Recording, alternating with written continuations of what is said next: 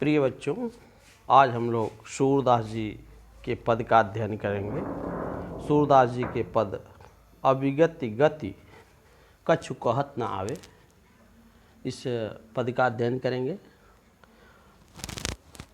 अविगति गति कछु कहत न आवे, ज्यों गूंगे मीठे फल कौरस अंतर्गत ही भावे, परम स्वाद सब ही सुनिरंतर अमित तोष उपजावे।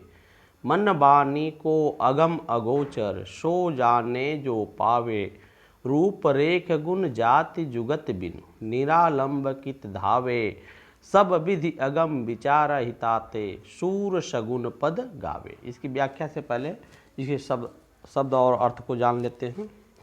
अविगत, अविगत मतलब निर्गुण, निर्गुण निराकार ईश्वर के बारे में। गति स्वभाव, अंतर्गत मतलब मन ही मन, भावे माने अच्छा लगता है। परम स्वाद असीमित स्वाद, अत्यधिक अपार स्वाद। अमित तोष असीमित संतोष, अपार संतोष प्राप्त होता है। अगम अगम्य जिसे जाना न जा सके। अगोचर इंद्रियों से परे। रूप रेख रूप और आकार। गुण जाति गुण और जाति। जुगत बिन युक्ति के बिना, तरीके के बिना। निरालम बिना सहारे के, बिना आधार के। अगम जहाँ जाया न जा सके, जिसे जाना न जा सके। ताते के उपरांत के बाद। सूरदास जी कह रहे हैं कि अविगति गति निर्गुण ईश्वर के स्वभाव के बारे में कुछ कछु कहत ना आवे, कुछ कहते नहीं आता है, कुछ कहा नहीं जा सकता कि वह कैसा है। वह वैसे ही है जैसे गूंगे मीठे फल को रस, जैसे गूंगे व्यक्ति को मीठे फल का रस दे दिया जाए तो अंतर्गत ही भावे, वो मन ही मन उसको अच्छा लगता है। परम स्वाद सब ही सुनिरंतर, और अत्यधिक अपार स्वाद वह प्राप्त करता है। अमित तोष उपजावे, और अपार संतोष उसे प्राप्त होता है। लेकिन वह अपने स्वाद को, अपने संतोष को वो बता किसी दूसरे को नहीं बता सकता है। ऐसे ही निर्गुण ईश्वर की भक्ति है, निर्गुण ईश्वर है, उसके बारे में दूसरे को जो करता है वही जानता है, दूसरे को वह बता नहीं सकता। आगे सूरदास जी करें, मन बानी को अगम अगोचर, सो जाने जो पावे। आगे कह रहे हैं कि यह निर्गुण ईश्वर जो है मन और वाणी से नहीं जाना जा सकता है।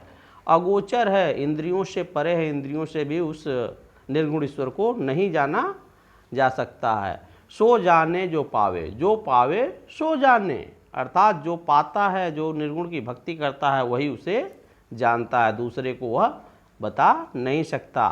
रूप रेख, रूप माने रूप आकार। गुण जाति गुण और जाति। जुगत बिनु बिना युक्ति के, बिना साधन के, बिना तरीके के। निरालंब कित धावे, बिना आधार के। निरालंब बिना आधार के। किधर धावे, धावे माने दौड़े, किधर खोजूं उसे। सब विधि अगम विचार हिताते, सारी विधियों से अगम्य जानकर नहीं जानकर के विचार हिताते, विचार करने के उपरांत यह सूर सगुन पद गावे।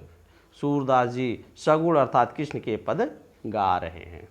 इसकी व्याख्या लिखनी है हमें, तो ऐसे लिखेंगे, सूरदास जी कह रहे हैं कि निर्गुण ईश्वर के स्वभाव के बारे में कुछ कहा नहीं जा सकता है। निर्गुण भक्ति वैसे ही है जैसे गूंगे व्यक्ति को मीठा फल मन ही मन खूब अच्छा लगता है, वह उसका अत्यधिक स्वाद लेता है निरंतर, उसे असीमित संतोष प्राप्त होता है, लेकिन वह दूसरे को बता नहीं सकता। निर्गुण ईश्वर की भक्ति भी ऐसी ही है।